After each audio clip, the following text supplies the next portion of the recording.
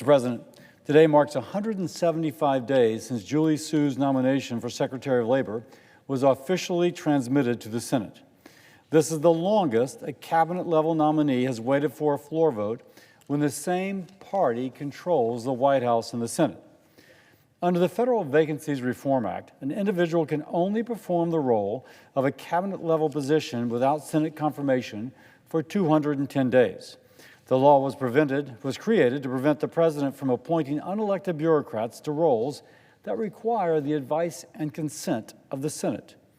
Now, the White House has acknowledged that Ms. Su is unable to reach 51 votes, the 51 votes needed for confirmation. Instead of allowing the Senate to do its constitutional duty and reject the nomination, the Biden administration is attempting to circumvent Congress and the Constitution to invoke Department of Labor's Succession Act, which they claim allows them to have Ms. Su serve as acting Secretary of Labor indefinitely, even though lacking the votes for confirmation. This is unacceptable. Not only is this use of the Department of Labor's succession statute a violation of the advice and consent provision of the Constitution, which should offend both Democrats and Republicans as the executive's attempts to usurp the role of the legislature, but it will open up any action taken under her leadership to legal challenges.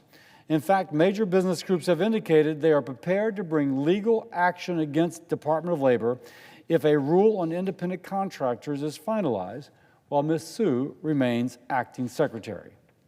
That is why I'm introducing legislation that will prevent Ms. Su from serving as acting Secretary of Labor beyond 210 days. This bill aligns the Department of Labor succession clause with the Vacancies Act to prevent further abuses of the Constitution, ensuring the Senate's role to provide advice and consent is preserved. It's not surprising that Ms. Su's nomination has received such widespread bipartisan opposition. A qualified Secretary of Labor needs to be able to do three things: act impartially, effectively manage a large organization, and successfully handle labor negotiations. Unfortunately, we've not seen much evidence of Ms. Su's ability to do any of these three. Ms. Su has a decades-long record of partisan activism and promoting policies that undermine workers to the benefit of politically connected labor unions. As Secretary for the California Labor and Workforce Development Agency, Ms. Su was the chief enforcer of AB 5, a controversial law dismantling the gig economy that is used by companies such as Uber, DoorDash, and Lyft, removing the flexibility of individuals to work as independent contractors. Even in California, AB 5 is unpopular. The governor and state legislature had to pass over 100 exemptions after implementation. In fact, the statutory exemptions are longer than the text of the bill itself. 59% of Californians voted to further erode the bill, which naturally, labor unions challenged that 59% in court.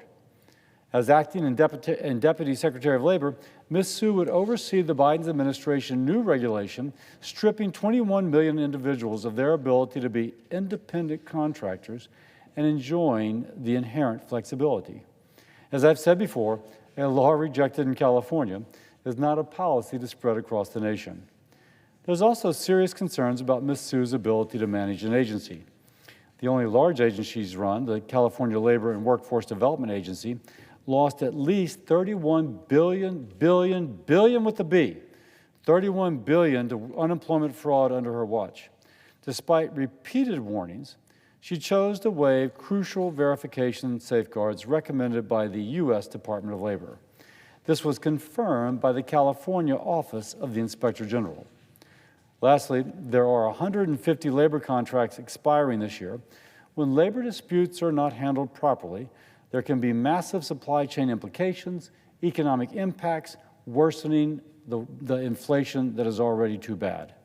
President Biden has sidelined Ms. Su in the United Auto Workers labor dispute, suggesting even he recognizes she is not up to the task.